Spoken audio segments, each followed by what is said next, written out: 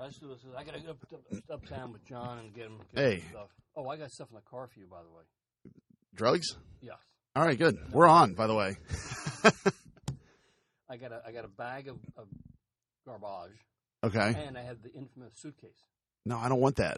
Well, you have to take what's out, it's in and take it out. Your house I view it as like a Manhattan mini storage. Yeah.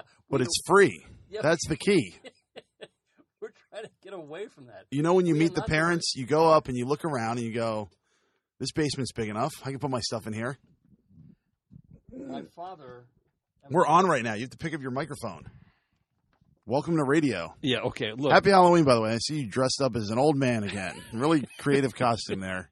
Yeah, it sort of suits me, okay? All right, what are we talking about? Hold on. I want to talk about... Where's the music? Oh, should we play the music? Yeah, well, let's get this going. I got things to do. I'm a busy guy. No music today. The people can sing it to themselves. They know the song. All right, where do we start?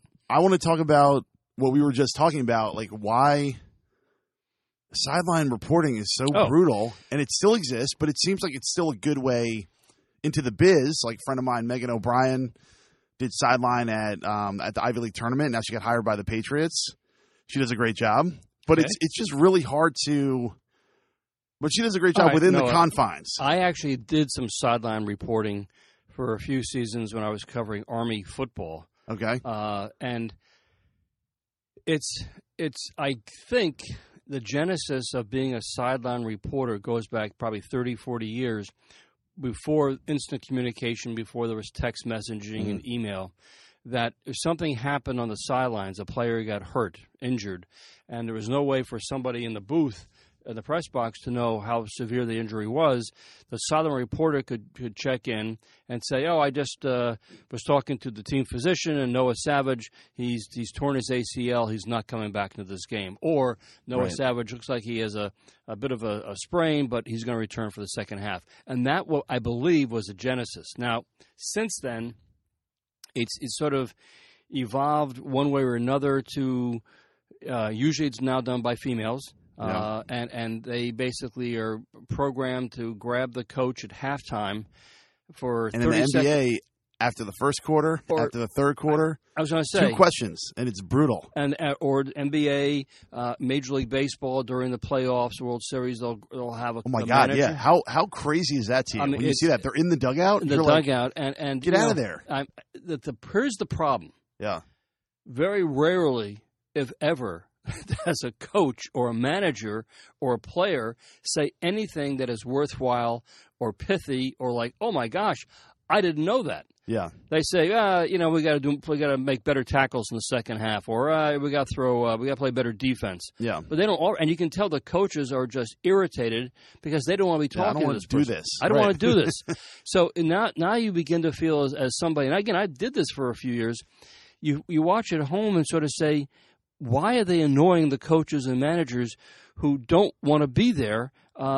It's just like it's just you sort of squirm in your chair because why are they bothering Jim Harbaugh? He obviously has got more things on his mind than talking to a sideline reporter for 10 seconds. Well, I do it when I do high school basketball on TV. The closest thing we do is we do a post-game interview where they throw it to me, and I'm standing with a player. That's different. But it's similar because I'm always like, what am I going to ask this 16-year-old? Well, that's a problem because most 16-year-olds, of course, have no experience whatsoever, and they don't know what to say. But doing a post-game interview, and I guess it's sort of in the same vein, because invariably it's an old standard joke in the industry.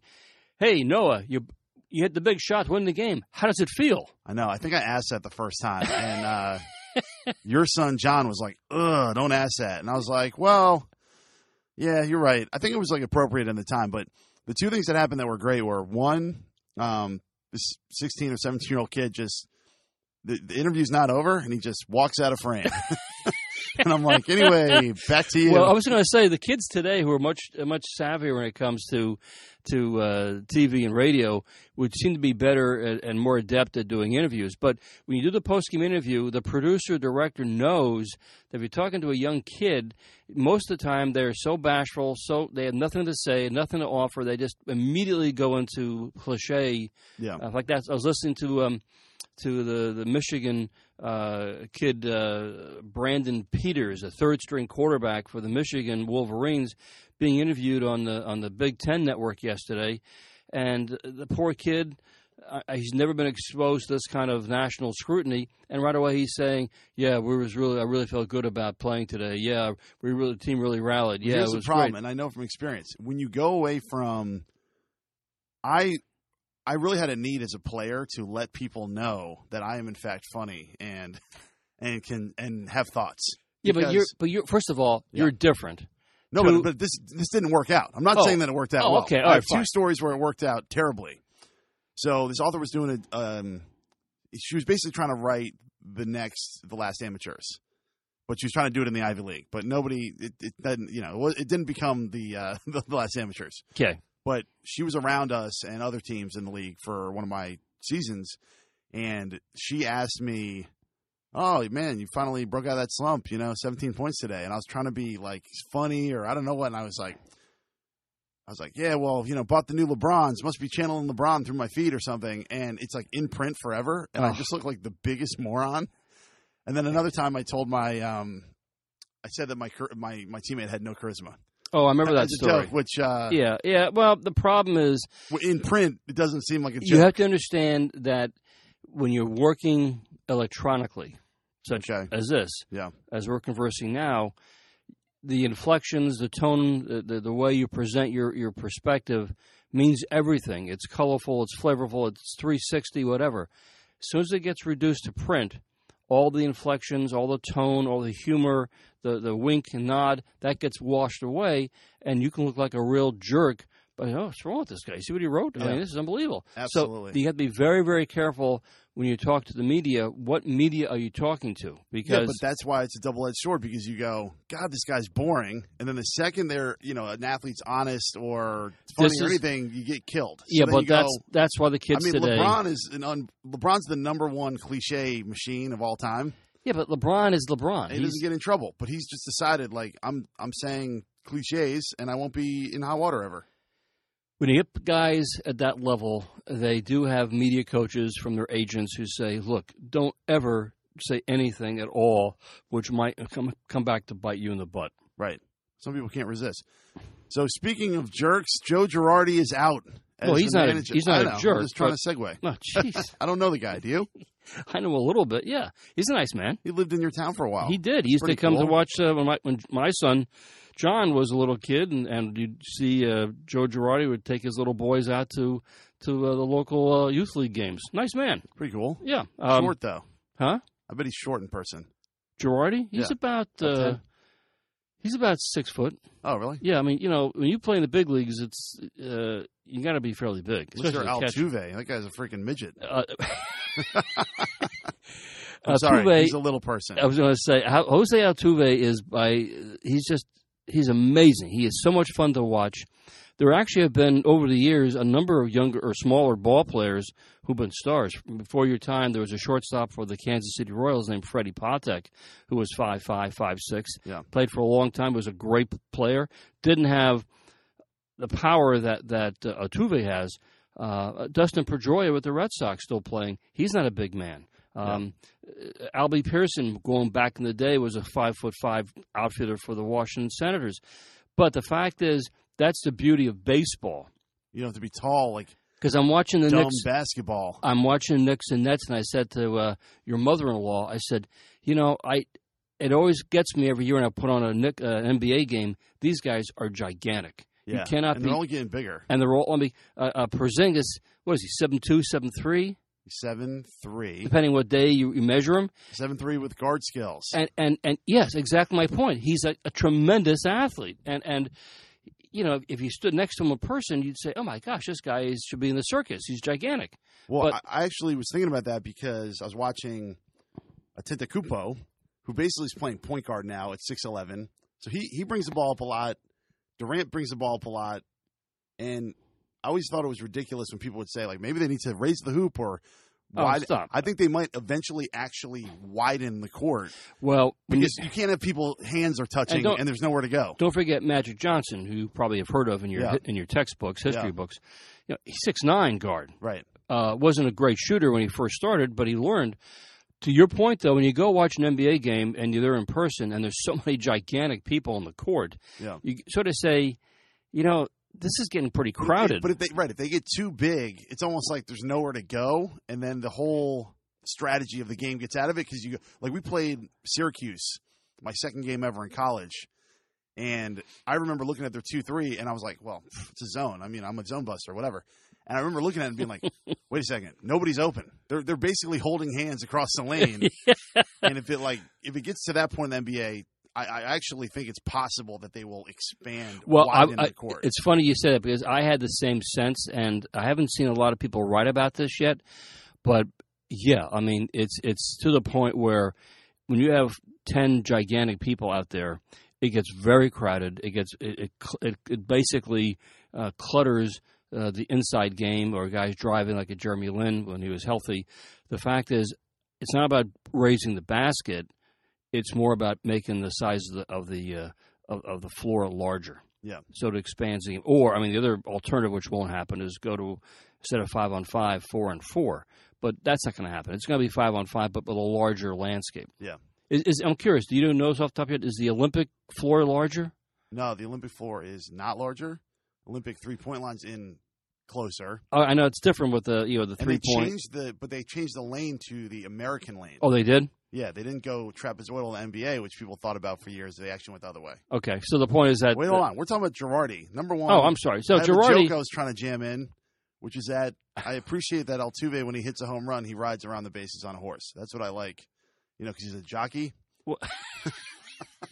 What? I wanted to jam that joke in, number one. That was brutal. Yeah, he's a little guy. That's going to appear. See, that's the kind of comment that's going to appear in print. Yeah. And people are going to say, "This Noah Savage. I thought he was a bright guy. He went to Princeton, and clearly he's making fun of little people." If you thought that comedy was all about timing, I just proved it to you. Because well, that's right. You can't go back and edit in a joke. Joe Girardi, please. I don't want you to lose any sleep over Joe Girardi. I will tell you that. He's a guy. He was making $4 million a year with the Yankees. No matter where he goes next. Right. But this isn't the question. The question is 10 years, right? Yeah. Second year, he wins it all. Yeah. 2009. Yeah. This year, they go within a game of getting to the series. Yeah. With a team that people said if they make the playoffs, it's a good year. Yes. And now he's gone. So explain that. All right, I will. What's happening? First of all, let me just put this in perspective. If we had this conversation back in spring training about the Yankees. And the Yankees this year was one of the rare times where they were basically not just reloading, but they were rebuilding. They had a lot of young kids, Bird, Judge, all the rest of them, and they were just going to say, all right, we're going to have to let Joe Girardi, as the manager, have great patience with these young kids. They're going to stumble. They'll probably be under 500. And Girardi, to his credit, took them within one game of the World Series. Now, by any other manager did that, they would say, this guy's brilliant, let's sign him up, let's give him a long-term contract. So he had a great year as a manager. To your point, all I can tell you from my experience in big league baseball, something went south with the relationship either between either Cashman or the Steinbrenner family or something. Where the players like Girardi, because there was a lot of kind of whispers that he was either aloof or didn't talk. Girardi, as you know, was an engineering student at Northwestern, and Didn't know that. Oh yeah, he's a numbers guy. Oh, and he's a big believer in analytics and big believer in metrics, and he ran his ball club according to the numbers. And in this day and age, now we're beginning to see 10 years ago with Moneyball and sabermetrics, that was the rage. Now we're going back the other way to the point where you're seeing guys like Terry Francona in Cleveland.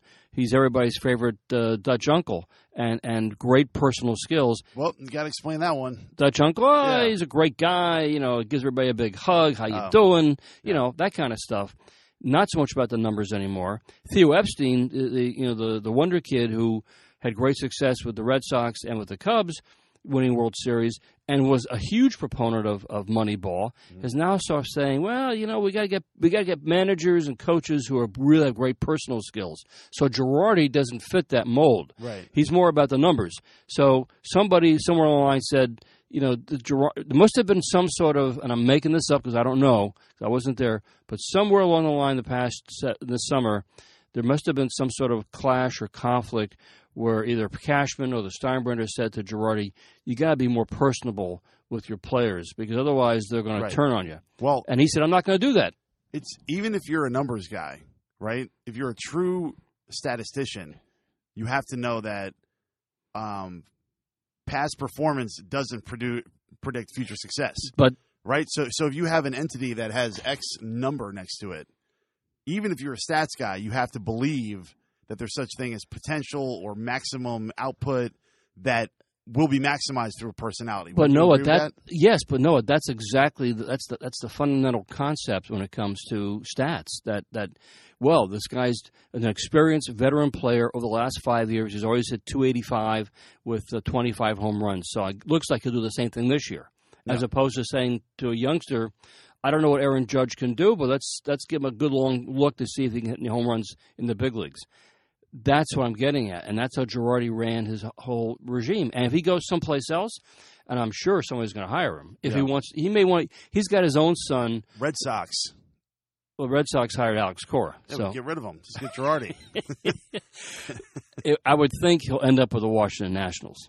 Okay, but Girardi. He doesn't get along with Jeter either, because people are saying, maybe the Marlins they weren't great. There, but that's not. They got Don Mattingly there. That's not going to happen. Right. So, Girardi has a son who's probably a junior or senior in high school, who is a very talented ball player, and Joe might want to basically take a year off and watch his kid develop. Or he might be he did the Yankees games for a couple of years, so he'll go back doing TV again. Don't worry about Joe Girardi. Right, he's going to take my job. Yeah, he might do Princeton basketball. All right, let's move on. What do we got? What else do we have? We got to talk about your Bobby Portis fight. Oh yeah, this is a good story. So, what do you do with this? Second week of the season, Chicago Bulls. Bobby Portis basically gets in a skirmish with Nikola Mirotic, punches him in the face, broken face. But do you know what led up to this? No. I mean, you? Yeah, according to the reports I saw, Portis had been teasing this guy, and finally it got to the point, just teasing him. Like, I don't think you can basically say you're hazing or bullying your teammate. And these are guys, giant ball players. Right. But and Mirotic has been playing for a while. I mean, I have some experience with this, but there's a way to fight in basketball that is the right way. Like if you saw the other day. Well, here's what happened. Okay. So Mirotic apparently said, that's it. And he's the guy that basically came after Portis. Right. I mean, and then Portis obviously retaliated and punched him out and broke his jaw and stuff. Okay. Yeah. First of all, this is just why this wasn't stopped early on is beyond me. Yeah. I mean, the teammates have to intervene and be like, all right, guys, take it easy, pull them apart. Portis has been doing this. He's doing it for several weeks. Right. Why is he doing this? Well, why? It's surprising that a pro could have his feelings hurt to that point but it just shows immaturity where you're going. They're both immature. Imagine having to go to Bobby Portis and being like, stop making fun of your teammate. You're in the NBA. Like, what do you think this is? That's exactly. You know what I mean? That's exactly. Yeah, that's where you go with this, Bobby. Come on now, stop this. There's been some bad punches in basketball. Yes. If you actually punch somebody, it looks pretty ugly and people don't like it. It doesn't go well. The Malice in the Palace, people are getting punched in the face. Rudy Tomjanovich. I was like, you ever see the video of Rudy Tomjanovich? I mean, it's horrific. Yeah. But then if you compare that to, Draymond Green got in a fight the other night with Bradley Beal, the Washington Wizards, and they basically just kind of locked up and fell to the floor, which is the way you do it. But this is... You shove a guy, and then you tackle him, and then hopefully somebody intervenes. First of all, let's put this back in perspective. Yeah. These are teammates. Right. Okay? And there was nothing like... It wasn't like Mirotic was taking minutes away from Portis or anything like that. It was just... Portis was just being a jerk and teasing his teammates. Did you ever witness any teammates fighting on teams you were on? Or close? Yeah, you'd say, and you nip it in the bud right away and say, is there a problem here? Because, and you really got to be tough about it. You say, because if there's an issue here, we're going to have some real problems. And the only way to solve this problem is for you to sit on the bench. Yeah. Now, what do you do if you're the Chicago Bulls? I mean, they said, okay, we're going to trade. They didn't do that. They obviously, Mirotic is out for a good long time. Yeah. And Portis got suspended for 8 games. Whoop-de-doo. Right. You got to get rid of. I think that's what you do. I mean, I don't know. There's a famous They're both story. good players too. Yeah, but there's a famous story where Steve Kerr and Michael Jordan got in a fight, and I think Jordan punched Kerr. Okay, but it was something like Kerr didn't back down, and then won Jordan's respect because he's a psycho. And Jordan actually got kicked out of practice.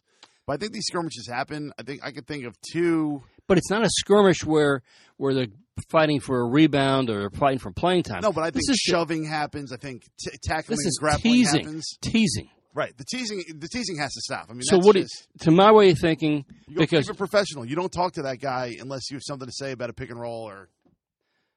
It ruins the entire sense of the team. I mean, the team just says, "Oh, this is crazy. We're on a crazy boat here." You got to trade Portis. He was the instigator. He's the one that basically punched Mirotic and put him out of commission. Portis is a good player. He's gone. Yeah, no, I agree. Maybe they're working on it. It wouldn't surprise me. Well, I'm sure they are working on it because you have no team unity when you have. How do you do this? I mean, Portis said he was wrong. I mean, all right, let's move on. All right, Barstool. Oh, yeah. So I just want to talk about... I remember you asking me, how could Barstool get a show on ESPN? And I said, well, let's see how it goes. Right, and I'm going to take it to the comedy angle of this, which is Joan Rivers, who made a career, a lot of it was fashion police and making fun of celebrities. And she always said, I can't join that party.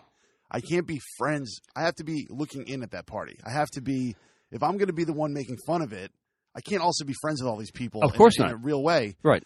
And what shocked me when I even heard the news that Barstool was getting a show that basically was their podcast as a show, I'm like, their podcast is a parody of First Take. It's called Part of My Take. It's a parody of PTI. It's like... we've discussed this before. We don't know what's happening at the good ship ESPN. Right.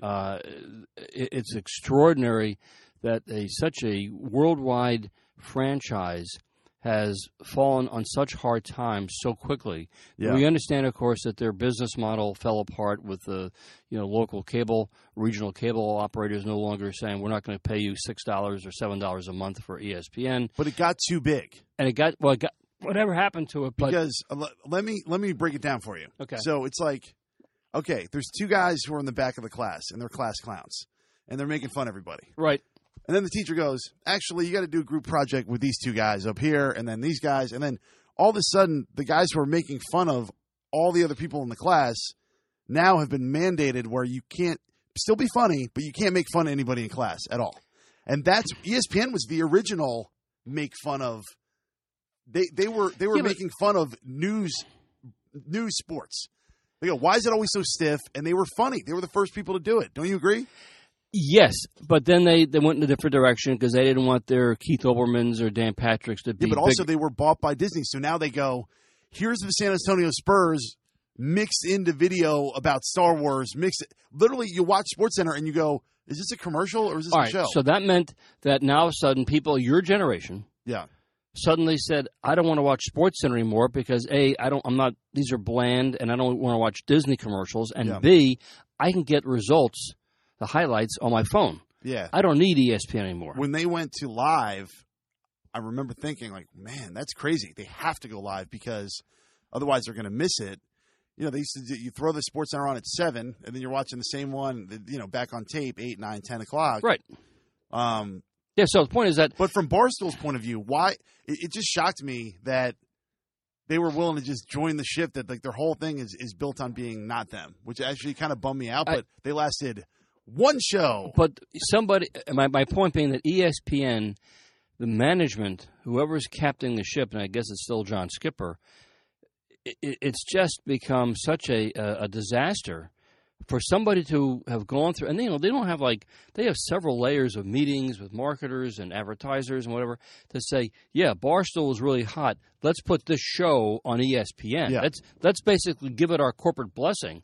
And finally, somebody like Skipper said, what in the world is this? Yeah, but basically it wasn't the show. It was the shows related to the site. And you don't have to do that much digging on Barstool to get to stuff that people don't like. Yeah, but it's like that other show they have now at 6 with Jameel Hill. Yeah. I mean, who's watching that?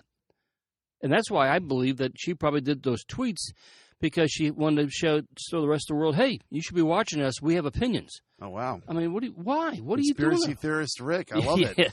But I mean, what are you doing? I mean, they're not gonna like that. ESPN has been sort of become like the corporate IBM of the sports world, and for these guys like Barstool or Jamil Hill to do this stuff, why? But I feel like in any endeavor, and we got to keep this in mind when somebody tries to hire us. Yeah, you're making fun of something, and then they go, "Come over here," but it's like the Wayne's World. Yeah, exactly. They're in a basement. It's hilarious, and then they put them in a fake set, and all of a sudden, it's not as good. I just think it's we're seeing a tremendous transition from the sports media world where ESPN ruled the roost for a long time, and it's been disrupted very, very quickly. Now, of course, we didn't talk about this, but ESPN made a gamble. They spent billions on the rights for NFL and for the NBA, and people, again, are cutting the cord. They're not watching ESPN anymore, which means the ratings are down, which means that they're getting hosed on their $1 billion of investments. It's a big problem, and I still believe that you're going to see at some point one of these companies from Silicon Valley, like Facebook or Google, which has billions and billions and billions at its disposal, and it said, well, you know what, we're going to buy the rights to the NFL. We're going to buy the right. I mean, I think Twitter has it. Yeah, but Twitter is like you can watch it live. It's pretty cool. I know, but it's like for $1 million a game, and it's usually a bad game. But I'm saying they're gonna have exclusive rights. They're gonna get rid of the NFL Network. They're gonna own all that stuff and say, if you want to watch a big game between the Cowboys and the Giants, you're not going to watch it on CBS or Fox. You have to watch it on Google or on Twitter. They own Twitter as well. So the point is, something's going to happen dramatic, and it's not going to make a dent in terms of their finances, but it's going to be it's going to change the entire landscape, and I think that's how it's going to play out. Yeah, I agree with you. What else we got?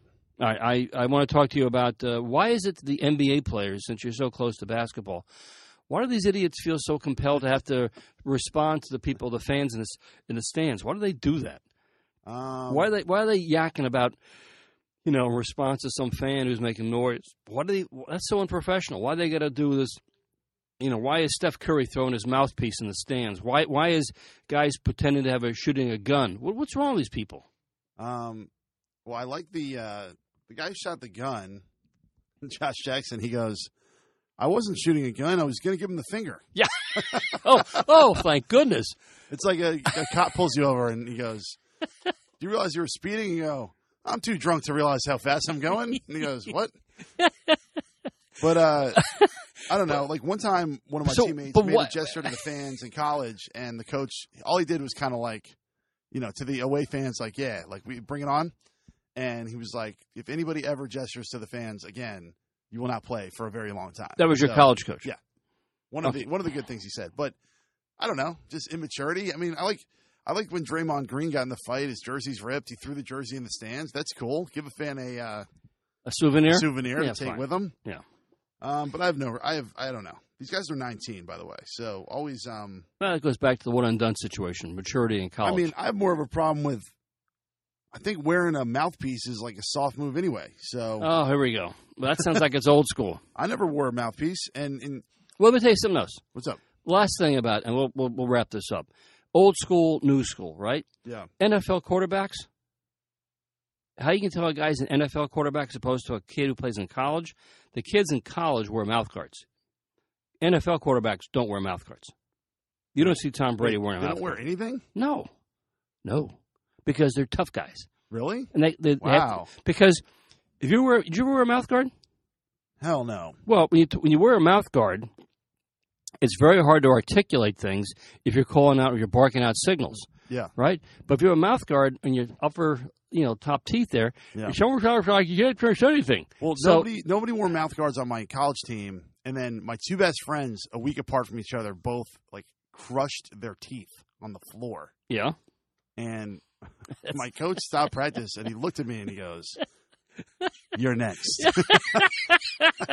And luckily, nothing ever happened. I chipped part of my tooth, but then they started wearing mouth guards, but it was like after a horrific injury. Yeah. But overall, I'm just off. So we have a couple more topics we can get to. So I know you want to. Oh, what? Will you have more to say about that? No, I'm just telling you that next time you watch an NFL game, you watch any quarterback in any team, they're not wearing mouth guards. Also, they don't wear cups. Well, that is like inexplicable to me. No, the wide receivers, 100% of them don't wear cups. And First even of all, linemen don't wear cups. Nobody wears a cup in the NFL. It's crazy. When you see a guy down the field, Yeah. and all of a sudden he's not getting up, Yeah. and you say, "Oh, we'll have to take a commercial timeout here while he gets attended to," it's because a guy basically got it in the family jewels, and you say, "Why aren't you wearing a cup?" Very uncomfortable. I used to wear a cup. Nobody. What percentage of baseball players wear a cup?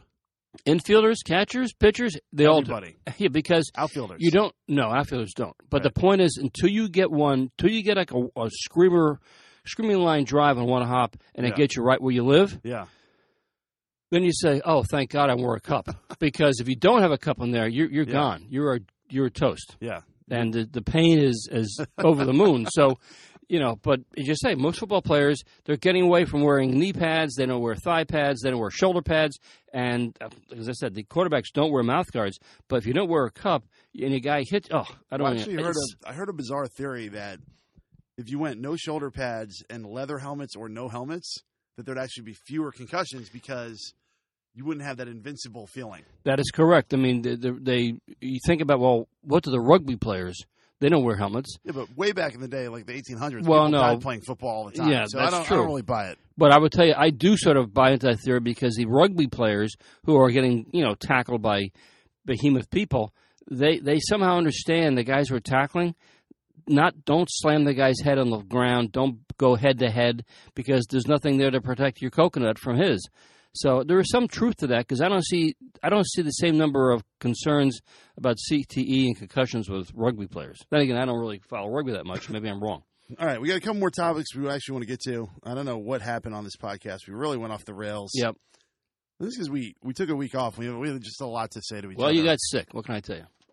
I know. It was right in the nick of time, too. All right. I needed a break. So Joel Embiid of the Philadelphia 76ers says that his minutes restriction is bleeping bleep. Yeah. Is he right? Are you either hurt or healthy? Has this guy ever been healthy? He's healthy now, and he's awesome. He's really great. We know he's got great potential. But now they're saying, I don't care if it's a tie game, I don't care if it's overtime. You reached, 39 minutes of bench. Have you ever heard anything like this? Pitch counts. Yeah, I guess so. We see it in the World Series, guys pitching, the night, the kid for the Dodgers, Hill? No, not Hill. King? I don't know, whatever. But the kid was sort of a no-hitter. Yeah. And then the guy gets a home run. Boom, out of the game. Yeah, but he's pitched a one-hitter. It had to be a home run, but he's gone. Right. I mean, that's how these guys live. And same with this guy. I mean, he's 39 minutes is done. Article about the 76ers where they go, the problem actually might not be with bad luck. There's kind of a track record now with the Sixers with misdiagnosing injuries. Markelle Fultz right now, the number one draft pick, has a shoulder injury that's kind of been mismanaged. Last year, they reported that Ben Simmons had a minor knee issue and ended up having to get surgery. And if you look at Joel Embiid, I just think it's bizarre that now they're saying minutes restriction when maybe they screwed something up in the past, and now they're being extra careful because they're going, damn, we don't want that to happen. Well, again. Look at the Mets this past year. Mets supposed to be a real contender to win the World Series, and everybody got hurt. Yeah. So the first thing I look at is the athletic trainer. Why, or the doctors, why are all our guys hurt? Yeah. Sometimes you just get hurt. I think there's always revisionist history where they go, I don't know, did you do enough? Did you stretch? Are you out of shape? That's the first thing they always ask. Well, yeah, guys do get hurt. All right, so... But I don't know. So you're fine with a minutes restriction, in other words, until he proves to me that he can actually play 39 minutes every game and be healthy and not fall apart because he's made out of obviously balsa wood. Yeah. Until he can prove that, okay, now we'll go to a full game and now we'll do this. But you got to prove it to me first. I think in a special situation when you go, are they paying this guy? Didn't they just give him an extension? They gave him a fat contract. He hasn't even played. Over $125 million, $124. I don't know the number. Yeah, but it's ridiculous. If you're very careful, you could live on that for the rest of your life. It was taxes, All right. What else you got? Eric Bledsoe tweeted, I don't want to be here. Yeah. Then his coach got fired, and now he's getting traded. So shouldn't we all just get off Twitter? Once again, old school, new school. My generation had nothing to do with inventing Twitter. We have a president who obviously tweets uncontrollably. Right. This gets back to the whole thing about instant gratification, which I do believe is something that your generation has never really bought into, that you have to really work hard for a long time, buy into this. Yeah, see, it makes you get nervous about this. I want to be a star right now. And if I'm not happy with my team, trade me now. Right. I'm done. Yeah. Well, you can't do that, man. You can't. Number one, I loved his excuse, which he's like, no, I was in a hair salon. Just didn't want to be in that particular salon. But the Suns have, I don't want to spend forever on this, but about 2 seasons ago, the Suns had 3 or 4 really good point guards. They had Brandon Knight. They had the lefty European guy who was awesome. They had Bledsoe. And they had Isaiah Thomas at one point. Now they have none. So I don't know how you do that, but that's impressive. There's going to be like memes later on the internet that are like, remember when all these point guards play on the same team? Like, this is crazy. I think the time has come when it comes to Twitter. It should come like, you used to have, they have warnings on packs of cigarettes that warning, this could cause serious health issues. Well, they've shown it causes depression. What's that? Being on Twitter and Facebook. Oh, is that right? Often causes depression. Well, I was going to say. It's voyeurism and it's comparing yourself to other people. There should be a disclaimer with Twitter, with tweets that say, warning, the person who just tweeted this obviously is off the rocker. Right. So people know that don't take it seriously. Well, one of my favorite comedians basically has a joke where he's like, back in my day, I didn't have to log on to a computer so people would, bully me. Like back, I had to walk to school before I'd be called, names. But I do have that feeling. Is that Marotich? Did he write that? Did he say that? Yeah. My favorite comedian, Nikola Mirotic. All right, so there's a new. We'll close the show on this probably. Duke and Syracuse are featured prominently in a new Nike ad, which I don't know if you've seen. No, I've not seen that. But it's not real Duke players. It's actors acting like Duke, but they're wearing the Duke jersey. Well, Duke so obviously it's a little kid, and he's visualizing his future, and it's showing him working on his game. He's getting older, and he's in high school. Then he's in college, and he morphs into Grayson Allen. Yeah, and he basically is. He shoots a shot on Duke, and he gets blocked, and then he works harder, and then he hits a game winner, and then at the end he's playing with LeBron, and he catches an alley-oop and dunks it. Is that right? Yeah, so it's a pretty cool concept. But I'm like, wait a second, how the hell is Duke in here?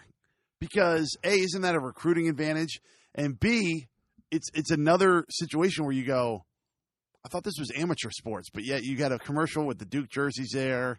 And again, the school making money, but you can't give it to the player. I know that's something. We beat this to death, but I just wanted to point it out and say this is insane. It's literally like taunting the people who think that the amateurs should be paid. The name of the kid is Ryan Trahan, freshman cross-country runner at Texas A&M. Oh, yeah. When he was a senior in high school, he started his own little company with water bottles, reusable water bottles. Yep. So he goes, and he's made about $50,000 on this. Now he's a freshman at A&M. He goes on, and he does some video, some YouTube clips where he says, yeah, my name's Ryan Trahan. Yep. I run A&M, and I these water bottles are really cool. And your NCAA comes down and hammers him and says, son, you can no longer run for A&M because that was a violation of the rules because you're promoting your company by saying you write for Texas A&M. Yeah. I mean, so the NCAA has, like ESPN, has quickly fashioned itself into a dinosaur. Yeah. They've walked away from the Nikes of the world because they can't control Nike. Right. And obviously, Nike probably gives them a ton of money as well. But like ESPN, they've lost their vision. They're trying to pick on this little kid, this little pimply-faced kid who's 18 years old. He says, I don't want to lose my scholarship, and I'll make new videos, and I won't mention ever again I run at Texas A&M, when you got Syracuse and Nike playing this game. So I don't have an answer for this. Yeah, it's just so weird. It's like next thing you know, you're going to hear about the FBI, not the NCAA, the FBI announcing they're doing a major investigation of sneakers and bribery. Yeah. That's the news flash for you. Well, luckily where's the NCAA in this? They're fine with it because Nike can pay Duke and Syracuse to use their they give them jerseys. They use the jerseys in the ads. Those are Nike schools. Duke sells jerseys. Yeah. People buy a Grayson Allen jersey and he doesn't get any money. and the world keeps going round and round. Look, the line between amateurism and professionalism has now become totally blurred, and basketball has led the way. All right, so, oh yeah, it has. Hey, I got a fat check because of EA Sports. Well, Thank you very much. You and Ed O'Bannon, you know, and I did the responsible thing with it. Gambled. All right, so that has been old school, new school. Watch out, leaving the city today. A lot of freaks, a lot of walks of shame. Halloween in the city, the scariest thing in the world. So you're going to see a lot of ghouls and goblins on your way home. So there are those people who would say, I'm already looking at one of the freaks, you know? Oh, well, I feel horrific this morning, by the way, due to the evil clutches of alcohol. All right. Have a great day, everybody. This is Old School, New School.